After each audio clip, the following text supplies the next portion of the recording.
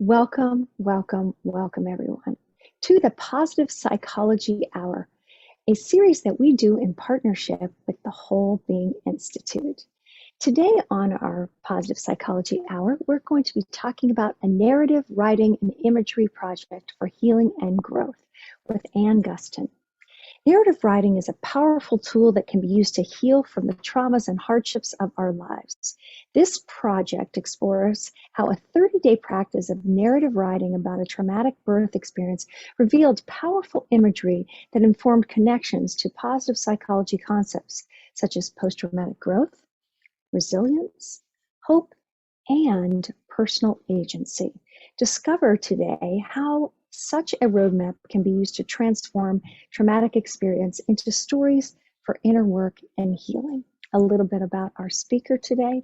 Gustin is a 500-hour registered yoga teacher and Ayurveda yoga specialist based in Minneapolis. She holds a degree in psychology and management from Hamline University in St. Paul, MBA, and an MBA with a concentration in business strategy from the University of Minnesota. Anne worked for Anderson Consulting and Target Corporation early in her career before leaving business to pursue her family and yoga certification. She's a recent graduate of the Whole Being Institute Certificate in Positive Psychology, and we call that the SIP program, and is currently enrolled in the Positive Psychology Coaching Certification Program. She serves on 2 nonprofit boards in her local community, is a mom of 2 teenage daughters and 2 canine friends, and loves to discuss and study matters of the spirit. Her website is formandfeather.com. She is devoted to yoga, Ayurveda, and personal growth. Welcome to the call, Anne. Thank you for joining so me. much. Thank you, Caroline. Wow. Hello, everyone. I wish I could see everyone all at once. Some of you I've met before. I'm so grateful to be here. Thank you to the JCC for inviting me. Thank you to all the people that put so much effort into making these happen. And as Caroline said, my name is Anne Gustin. I am thrilled to present my final project from the SIP program at the Whole Being Institute. It is a narrative writing and imagery project. And as Caroline said, I am a studied yoga teacher with thousands of hours of training in yoga philosophy, meditation, and Ayurveda. I have an explicit fascination with the connections between mind, body, and spirit. And I think this fascination will be quite evident throughout my presentation. And just to I just wanted to ask a quick question about how you got to the Whole Being Institute in the first place and even heard about it. Yeah, I really believe it just was kind of the universe directing me. I had been exploring a number of programs. I have a psychology undergraduate and felt like I didn't fully utilize that degree in the way that I was hoping. And with my yoga training, it felt like a really good fit to start exploring some more depth in my own personal journey. And so I simply was researching online for programs and saw the Whole Being Institute's program. And I just fell in love with the origins of it.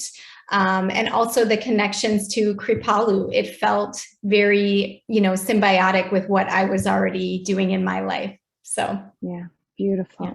Well, why don't I let you go ahead and get started with your presentation, and then we'll hook up, because I've seen her slides. They're gorgeous. And this story of a journey and taking ourselves on a journey and highlighting that and finding that narrative, I think you'll all find really interesting and fascinating. And I know I personally love labyrinths, have walked quite a few, and anytime I see one, if I go to a retreat or a yoga gathering and there's a labyrinth, I'm like, oh, I'll go.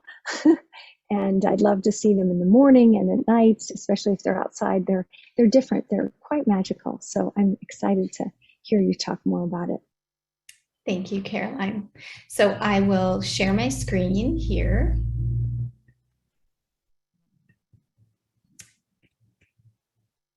And looks like it jumped ahead. So let me get back to the beginning. Okay. So I just want to begin by making one clarification.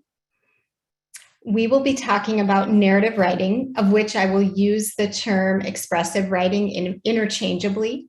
Yet I have no experience or training in any formal writing.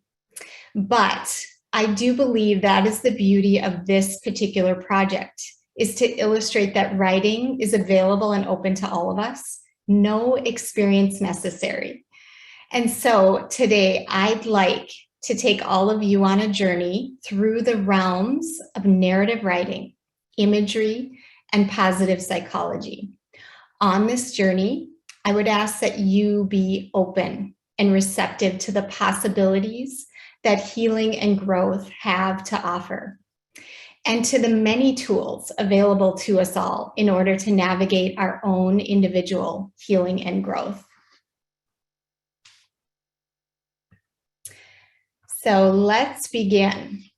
Just so our path together isn't entirely uncertain, a little preview of where we are going and where we will end up.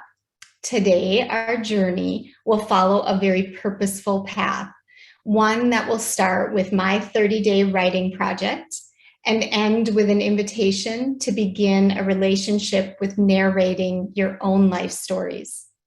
Along the way, we will examine and savor beautiful imagery, learn about the benefits of writing narrative, and make meaningful connections to positive psychology concepts that I am sure a lot of you are quite familiar with at this point. But before we begin, I would like to lead you through just a brief kind of centering, relaxation, and also just getting us more in touch with some of our ability to be receptive to how imagery affects us. So I want you to close your eyes and take 3 to 4 deep, cleansing, and connected breaths in and out through your nostrils. Just pay attention. Feel free to lengthen out your exhalation if you feel especially scattered or frazzled today. If you already feel balanced and content, feel free to take very even breaths. And finally, if neither of these fit for you, you might instead feel tired, lethargic, or worn out. Feel free to lengthen your inhalation.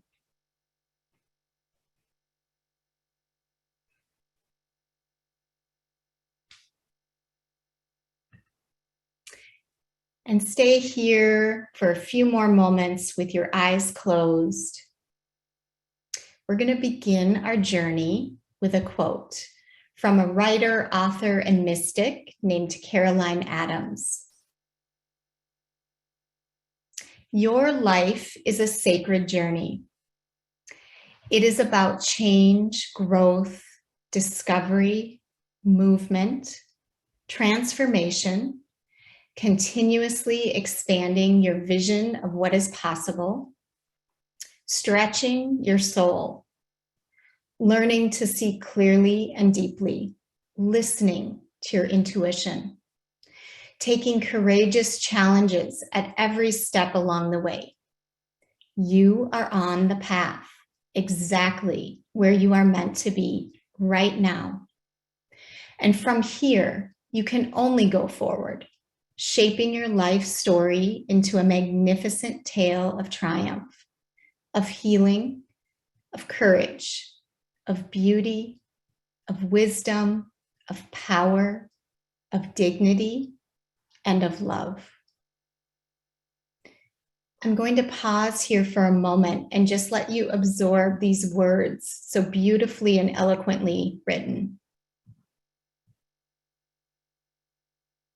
And you can feel free to open your eyes and visually look at the words written on screen. Pay special attention to the underlined phrases, a sacred journey, continuously expanding, stretching your soul, listening. You are on the path, shaping your life story. These words and phrases will become very relevant to our journey today.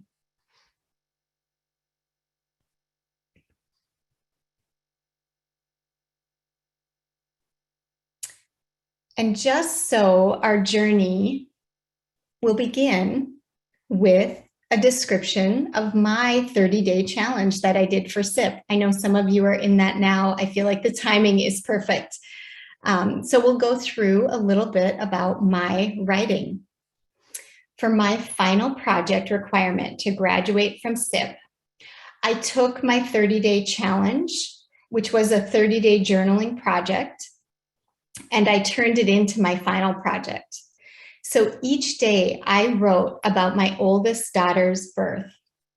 Just to give you some personal context, my daughter, her name is Livia, was born 15 years ago this November. Today, she is a spunky and lively, which happens to be the meaning of her name, teenage girl. Most days, she brings me to my knees, certainly stretches my soul, and forces me to expand my thinking. I suppose you could say that Livia has been influencing me to do these things even as early as being in the womb. But back to my journaling. I wrote for 30 days straight. Some days the words flowed freely and easily, and others felt more like I was going through the motions. I chose to write about my pregnancy with Livia and the birth experience. Some days I wrote early in the morning after meditation. Other days I wrote right before bed because I didn't get it in during the day. Some days only a paragraph, and other days several pages flowed. As I wrote, some days brought tears, and I felt I might be consumed by a puddle of deep sadness. Other days brought anger. Still, other days drew me into reflection as I deeply connected to my experience and allowed myself to see the many different angles of my circumstances. You see, Livia's birth was a traumatic experience for me, one that I still carry to this day, one that certainly shaped many other decisions and experiences in my life. You could say it was a life event that broke me open and forced me to rebuild myself into a new version of Anne. And more to come on that later. When the 30-day writing practice ended, I went back and read my writing, which I don't always do when I journal. I don't always go back later and look at it and review it. I noticed something very, very interesting. So my writing was very non-linear. It didn't follow a certain path. It was free-flowing. It was deeply connected to my experience. And it was about a trauma or disappointment in my life. Allow me to read to you the very first journal entry I made on that first day of the 30-day challenge. Do you know the one when you're sitting there going, oh, can I really do this for 30 days? Am I really going to make it? And can I be that disciplined? This will give you some insight into the remarkable way that my project and writing unfolded. So it begins day 1, or chapter 1, you could say, birth. A journey to the core and back out again. A self-discovery like no other. Day 1 is hard to find the words. It is so hard to start at the beginning. Much easier to start at the middle or even the end. So this was what was so interesting to me, is I felt compelled to start at the very end, to begin at the end. The end then informed me how I would write the beginning of the story. The next day, I circled back to the beginning of the pregnancy and even wove in pieces of my upbringing. After that, day 3, I returned to writing about the end, the birth event itself, and so on and so forth. It occurred to me that I was weaving a tapestry of events whose outcomes were shaped by many elements in my life. My own deceptive brain messages or negative thought patterns, my family of origin, relationships, past and present, and my relationship to myself and my view of what I was capable of. All these things contributing to how I was now reflecting on the why of the trauma I endured. The moments where I froze, couldn't speak up or feel empowered to choose. The decisions I made all along the way. How I even selected my care provider for the birth. And what I really longed for in the birth experience. And how I wasn't able to have the experience I longed for. And then also who I sought out for support.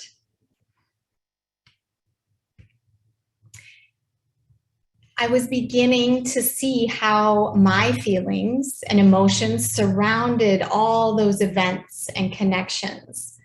Thus, my story's unique tapestry. One day, as my writing process continued to just stick with me long after the 30 days were up, it just hit me. An image emerged, and one that I was somewhat familiar with, but not entirely. The way my writing unfolded reminded me of, and here we'll connect in with the imagery, the labyrinth. A labyrinth emerges. This is one labyrinth. There are many designs, many patterns. And this labyrinth image, or the labyrinth in general, wasn't completely foreign to me. I once received a handheld labyrinth with a little metal tool that you use to trace the path.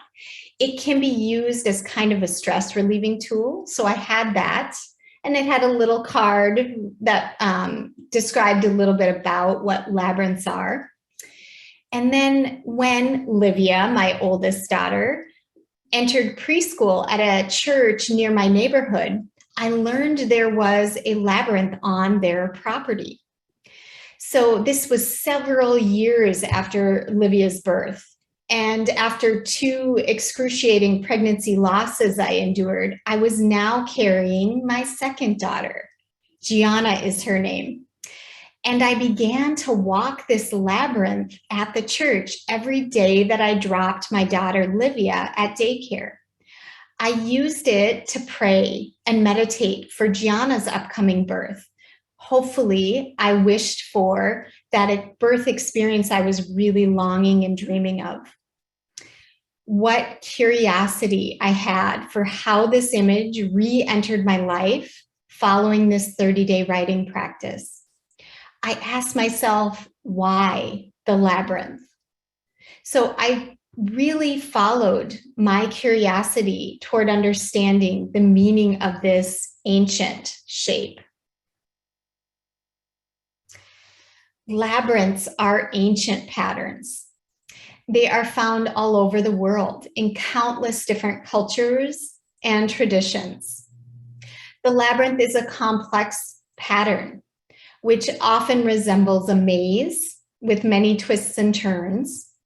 The path is meandering, and yet it's purposeful. Some of these words you might recognize from Caroline Adams' quote that I read. You can see the image looks like a circle with an inner spiral leading to the center. And this is just one pattern. Labyrinths are very sacred. It is often thought that the path leads to wholeness or a center. There is only one way to the center and the same way back out of the labyrinth. And labyrinths have been used for many things, such as entertainment, like a maze, meditation, and to aid in devotional practices of various spiritual disciplines. They are even thought to have a centering effect on the brain itself.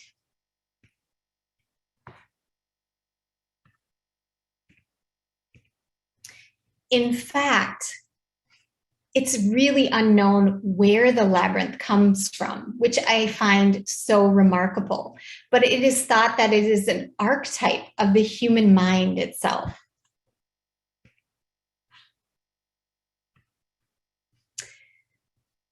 So labyrinths somewhat resemble the human brain. People who have walked labyrinths describe it as having that centering feeling for them. They note both a conscious draw and an unconscious connection to the shape that seems to be somewhat more subtle.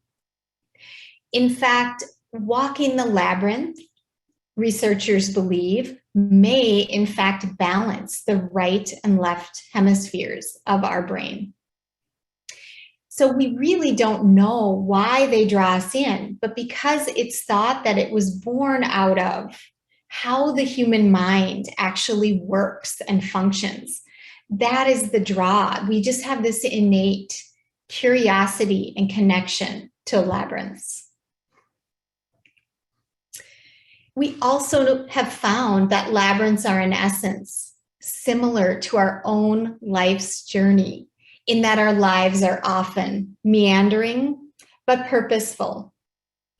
So this image we briefly mentioned at the very beginning, or some of you that were on the call early, this image is an art installation, and the title is Beckett's Maze, Go On. It's from the Jamestown Art Center, and it was created by the artist Robin Crocker. It's painted on the parking lot. It is intended for people to walk. Participants follow the convoluted pathway as it winds to the center, and it is an invitation to enjoy a walking meditation or prayer. It's an existential journey, a real life journey as you walk it to one's core, to one's center. The color choices, purple, black, and gold, express the sacred nature of it.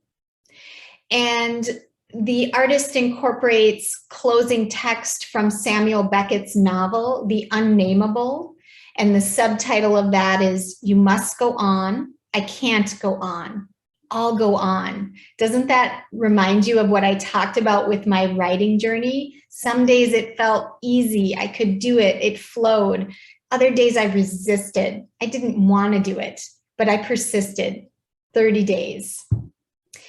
The You Must Go On marks the entrance to the maze, and then gold medallions are stamped along the path, 6 feet apart, a nod to what we're doing now, this social distancing. And they're stenciled alternately with, I can't go on, I'll go on. So it's that tug and pull of how we go through this challenging time. And the sorrow and uncertainty of life, I can't make it today, I just can't do it, together with the joy, acceptance, and inevitability of life. I must go on, I'll go on. So we know that this has a lot of relevance to what we are dealing with COVID and all the other things in our world, social injustice, political divide. It's a way for us to move through this and contemplate what's our role, our impact in this part of a whole. The archetype of a particular labyrinth pattern has been used as a supportive image for the process of pregnancy and childbirth. Like the journey to becoming a mother, the labyrinth path is sometimes confusing and with twists and turns along the way, and it can feel long and arduous as you navigate an unknown experience. So for a birthing woman, the labyrinth can serve as a meditative walk. A woman enters the labyrinth upon conception, and follows the path for 10 months leading to the birth. The way out of the labyrinth is symbolic to the postpartum period and also the broader parenting journey overall. I had the privilege of encountering a labyrinth just recently in mid-October in St. George, Utah. And it's just at the edge of Snow Canyon State Park, this beautiful spiral labyrinth. And I don't know if any of you on the call have been here, but it is just spectacular. And I thought what might be fun is for us to take a walk together through this labyrinth as I describe more fully how the labyrinth fits with my narrative writing project. So you can see the footsteps. I'll have you take a look. We enter the very outer edge of the labyrinth, the most wide part of the spiral pattern. For me, what this entrance to the labyrinth and the journey inward looked like was my pregnancy, the uncertainty of becoming a new parent, the labor itself, the trauma I experienced during the labor. This sense of feeling like a victim. I didn't have any control or power over my circumstances. Many twists and turns. It also reflects the daily journaling process, the narrative writing. I felt it flowed, but it didn't the next day, and how the journaling came out. And both these were very purposeful journeys. They were leading to something more meaningful. So we reach the center as you walk. We're now in that center circle together. The birth event was the meaning of what I went through. And then for me, with the journaling and the narrative project, it was finding meaning in the story. We'll talk a little more about that later. Then the journey back out, the postpartum healing, the postpartum depression I experienced, the transformation, and also the growth that I found through the experience. There's this sense of survivorship and personal agency. And again, all these terms that we may have heard before in positive psychology, but we'll discuss more fully. So here you can see this is how my narrative writing fits so beautifully with the labyrinth imagery. And I'm going to keep this up on the screen, but I wanted to clarify something that is so mystical to me. It was like the labyrinth was with me the whole 30 days. I didn't call forth the image until after the project was complete. It is amazing to me that it seemed to guide me the whole time. So this writing from Caroline Adams, again, just looking at those words that she so eloquently was able to articulate, and how you can really see, almost embedded in the background, an image of the labyrinth. So just take one moment and absorb it one more time, these words, that imagery.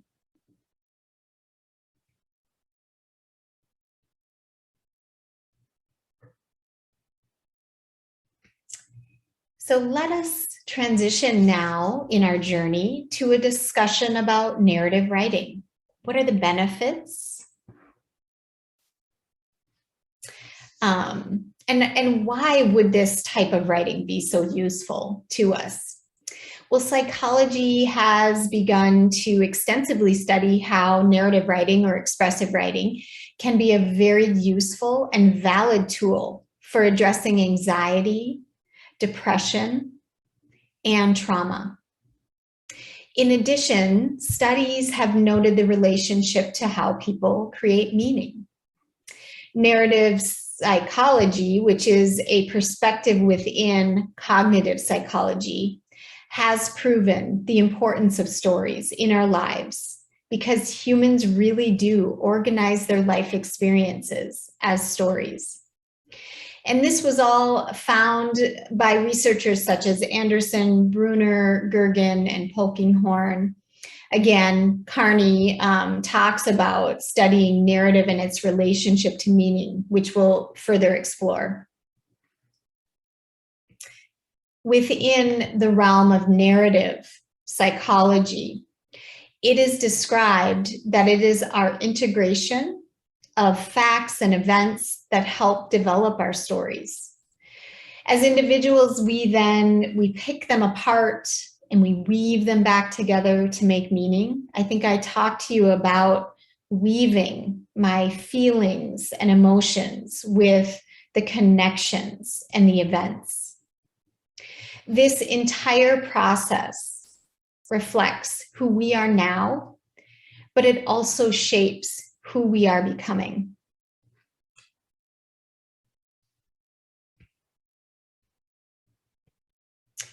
So why use this form of writing to heal? What are some of the benefits? One of the leading researchers on expressive writing, James Pennebaker, did find through his research that it can boost our immune system, so have actual physical effects to expressively write. In fact, people who've kept journals most of their lives, it really finds that it supports them. It's a container for some of their experiences and feelings. And by having that container, that safe and sacred container for those things, it can help their immune system flourish.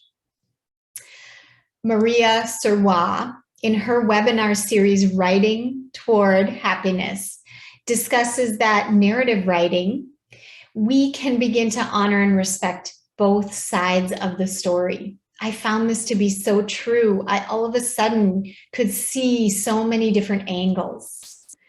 And that holding the lens of multiple truths is what sustains our growth and our learning. And that thriving in the midst of difficult experiences lives in the integration of our experiences. This is what Maria calls the gold in writing. They are the points of meaning. And McAdams' research confirms what Maria says. Writing narrative helps individuals make meaning out of their experiences and develops coherence. These terms will define more clearly as we go forward. And a recent article in the Harvard Business Review, this was from 2021, so I thought it was just so timely and relevant. Writing can help us heal from trauma. The author, Deborah Siegel Acevedo, notes Pennebaker's findings that when we experience trauma, it actually damages our brain tissue. But that when people translate their emotional experiences into words, they may be changing the way it is organized in the brain. Isn't that fascinating? How malleable our brain tissue is, how it is changeable. And then Smith confirms that in order for narrative to be beneficial, so this is one criteria for the writing, it has to be a story created by the person experiencing it. That in order for it to be beneficial, the writer needs to cognitively process the experience and develop understanding or coherence. And here, the result of cognitively processing our events and the connections is making meaning out of it. So Lutgendorf notes that an individual needs to find meaning in a traumatic memory, as well as to feel the related emotions in order to reap the benefits of the writing exercise. So how can we connect this to positive psychology concepts that I know many others have presented on, and you've probably become quite familiar with at this point? Well, we can expand upon the important benefit of making and finding meaning in our stories. So what does positive psychology tell us about this? What is meaning? Let's look back at the definition. According to leading researcher Michael Steger, meaning in life is the extent to which people comprehend, make sense of, or see significance in their lives, accompanied by the degree to which they perceive themselves to have a purpose, a mission, an overarching aim in life. And if any of you have read any of the Blue Zones studies or that book, they talk about one of the main reasons people have longevity and vitality in life is that feeling of having a purpose still as they move into the later years of their life. It's just really feeling like they have a mission or a purpose.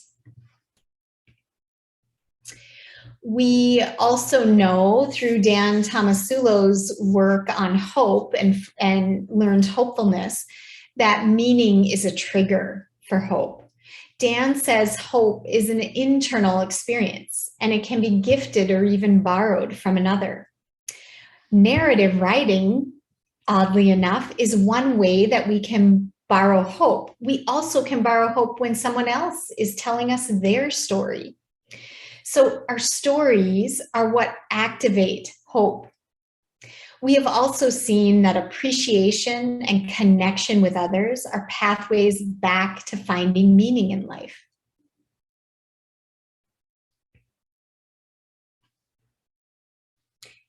We have learned from research done on resilience and grit that meaning is a driver for resilience.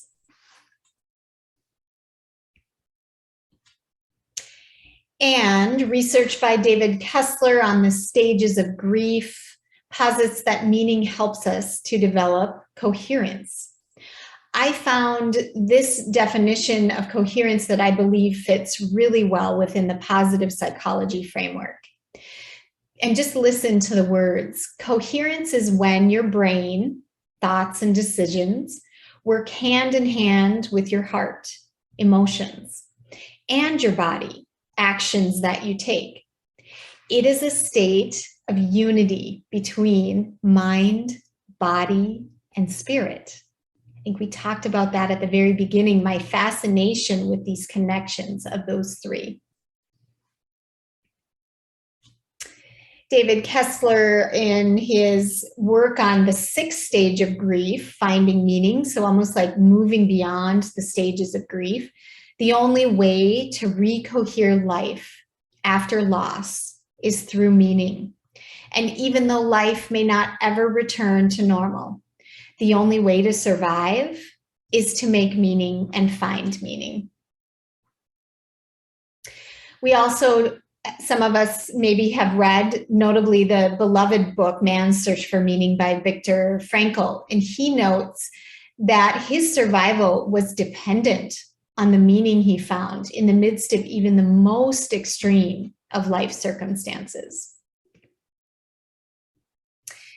And then finally, Louise DeSalvo, in Writing as a Way of Healing, talks about the difference between a victim and a survivor. Is the meaning made of any particular trauma?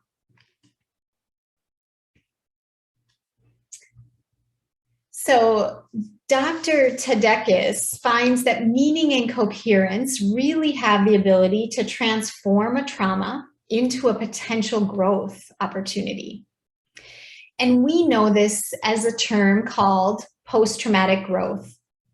And it is defined as any positive change experienced as a result of a struggle with a major life crisis or a traumatic event.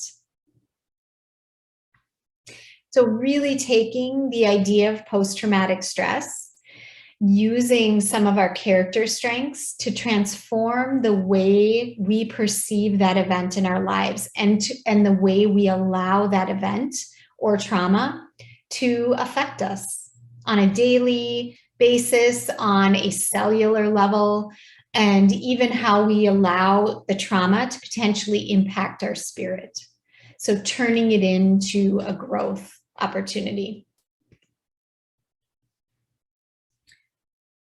So how do we write narrative? I really would like at this point to just pause and reread, well, actually not reread, read to you one of the last journal entries that I did. And I think you will see again so many of the parallels to the labyrinth itself, to these positive psychology concepts. So just feel free to listen. I do go in a little more depth on the type of trauma I experienced. My birth trauma was mostly emotional. My trauma included negative, harmful treatment by a respected authority figure, emotional abandonment by my family, and being physically and verbally silenced. It also included an emergency procedure to get my baby from my body. And part of my trauma included all the ways I personally failed myself, ignored my intuition, and didn't seek out more support along the way. Trauma can be caused by many different experiences: physical, emotional, spiritual. Trauma is our psyche's experience of an event in life and the felt sense that we are severely threatened. It is felt deep within the body, and its footings are rooted in our cells. It can take a lot to unearth our traumas and to release the grip they hold on us. My trauma held on to me for many years. It still surfaces when I least expect it.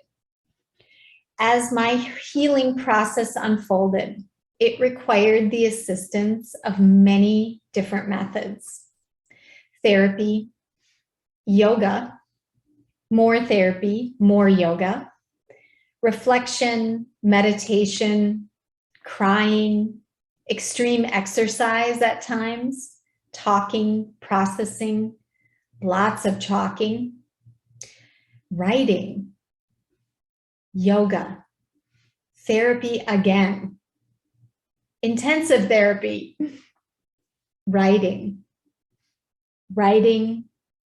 and writing. All these helped me make meaning of my trauma.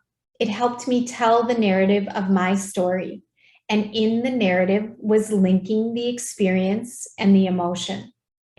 It allowed me to feel a sense of control or personal agency over my experience. Victim to heroine.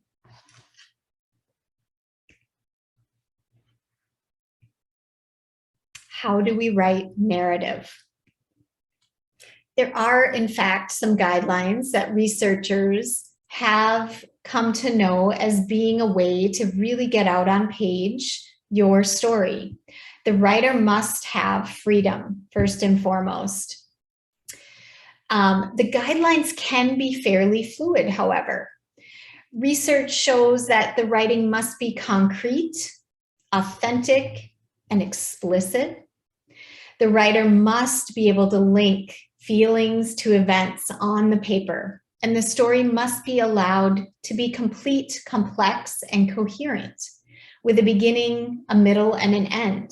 But the writer can start at any point in the story, i.e., my writing started at the end. What happens? This was one of the most powerful statements I found in the research about writing our traumas. Writing transforms us from a victim into something more powerful, a narrator with the power to observe, see. It reminds me of two important concepts. One from the yoga tradition, a concept called witness consciousness, or developing the witness. This idea is that one has the ability to observe themselves as if they were watching a movie, almost sitting back and watching themselves on screen. You almost step outside yourself and watch all the while working on non-judgment and non-attachment to your thoughts, to your words, and to your actions. Likewise, the Hebrew-Greek word blepo that is noted in the Hebrew Bible, and it is translated as to see. but not just to see with our eyes, rather the power of understanding, perception, or discernment. In short, writing narrative helps us to reclaim some measure of personal agency. Agency defined as the felt sense that we have control over our life or our experiences. Another definition, Zimmerman and Cleary, personal agency is the ability to initiate and direct actions toward the achievement of a defined goal. Don't you just love that image? Whew. It's like a Marvel, I feel like it's a Marvel movie. We are now coming to the end of our journey together. And I would love for you to try this out. So come along with me and let's do a writing exercise together. I know you guys are used to doing writing or reflection during these JCC lunch hours. And I'm just going to invite you into maybe enriching your writing through imagery. Let's go back and close our eyes for just a moment. Again, take a few deep breaths and really feel into your sitting bones. Notice the surface below you.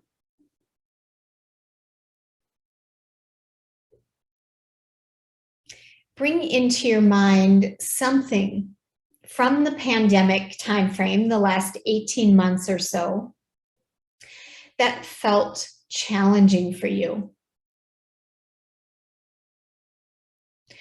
And take a few more breaths and try to remember what made it challenging.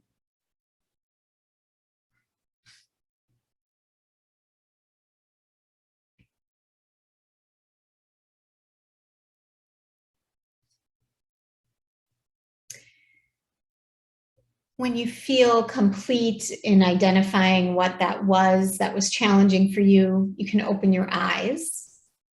I'll briefly explain the writing exercise. Write for 2 to 3 minutes. We'll probably have time for 3 about recent feelings and events related to the pandemic, something that was challenging. Don't worry about how it is coming out, just write. And I will set a timer for us so that we can stay within that 3 minutes. You can feel free to begin your writing whenever you are ready.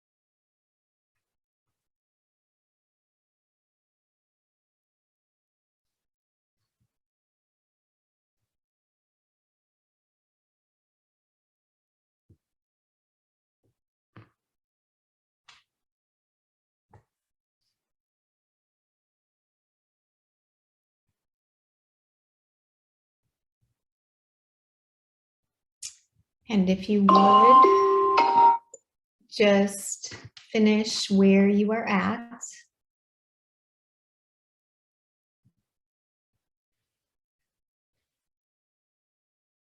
All right. Now let's take a minute or so just to review and read your writing.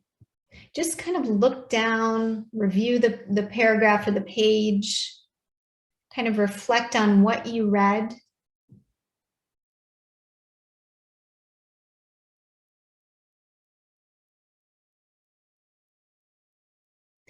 And then I'll ask you, can you connect your writing to any particular image? If imagery is hard for you, which for some people it really is, maybe look or underline some points in your writing that seem meaningful. And also reflect on what character strength did you use to move you through the challenge. Just maybe note those down. If you were able to find an image or come up with an image, draw a rough sketch of it.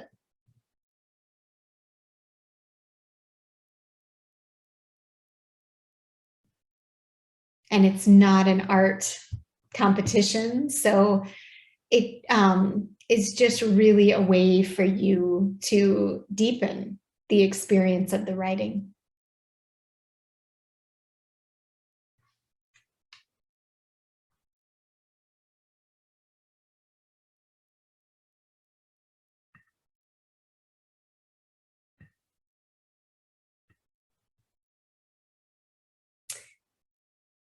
And then I'll give you just another few minutes. I notice a few people still have their heads down working on this.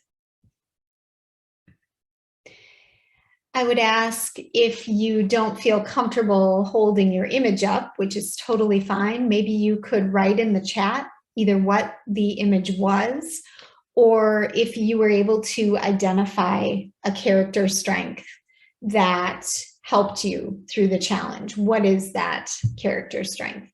So you can either hold up your images, and I'll ask you to keep it there for just a minute.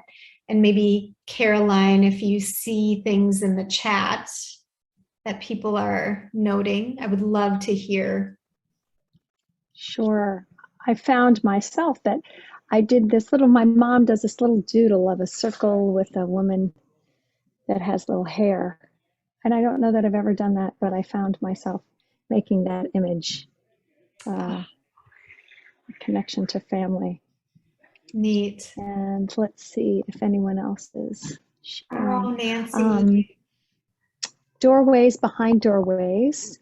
I recall there was a labyrinth at Miraval in Arizona. Character strength, Joanne says, honesty and humor helped. Amy Barrett says resilience. Beautiful. And Nancy is holding up her image. Oh, should I stop sharing so we can see? Yeah. Okay, and then let's see Nancy. Nancy. Hang on, let me just add you. Anyone else? Cool. Come up with a drawing. Thank you, I'm loving Nancy. Beautiful. Send it on gallery. Oh, Amy, is that your screensaver or is that your drawing? It's nice. Thank you, Nancy. Got it. And this is a nice, this is Amy's, I'll just show you.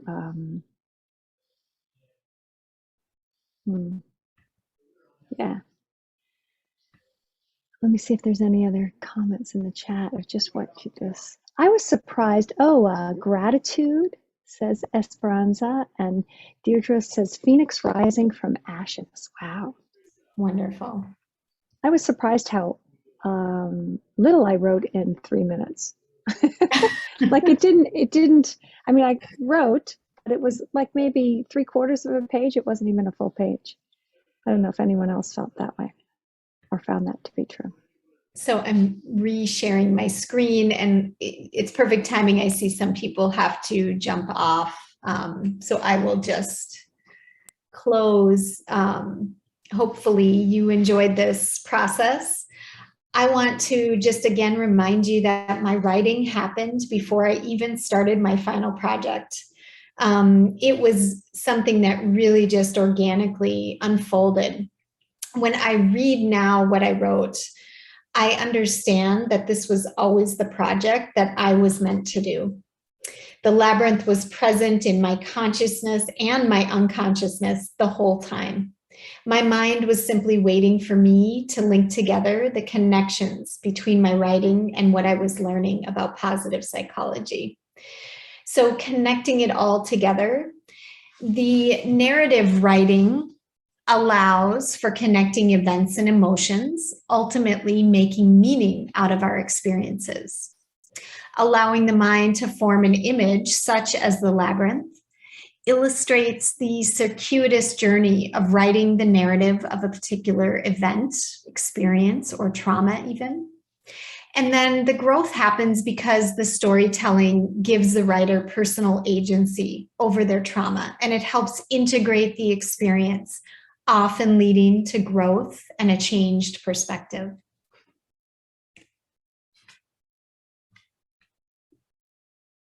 All right. Thank you so much. Thank you so much, Anne. This was just a wonderful presentation.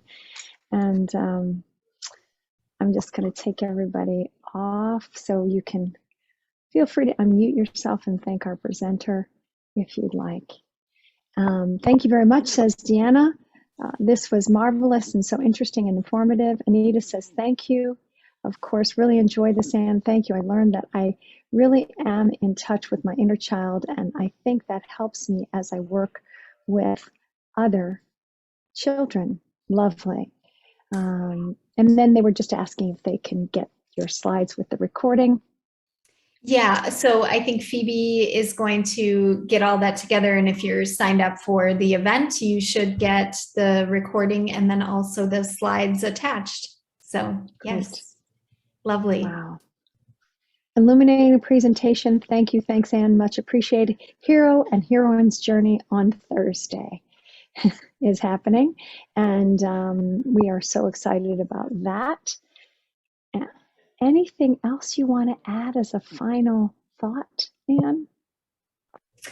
Oh, I just really appreciate this time. This was so wonderful to challenge myself, to expand on my final project, to be able to present to you all, and to continue this inner work related to this experience and this writing. So I would just encourage you to don't even put pressure on yourself or self-criticism if you aren't a writer, or if you don't consider yourself a writer. I think I've learned that everyone can be a writer, and that writing is healing for a lot of people. So I would just love to see more people writing and expressing themselves through writing. Beautiful. And Farron, you had a question? Did you want to unmute? Wait 1 second, let me ask you. Oh, go ahead, one more time. All right, here I am.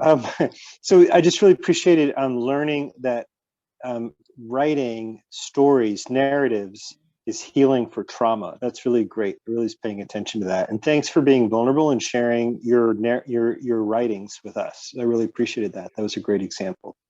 You're welcome. Yes. Thank you, Farron. And I just want to let everybody know, Lost and Found, a compass for your hero or heroine's journey with Alice Demart. She's an architect. She's designed buildings and exhibits around the world for zoos and botanical gardens. And she is going to talk to us about how her understanding of creating space and experiences and how that appeared that life too could also be designed.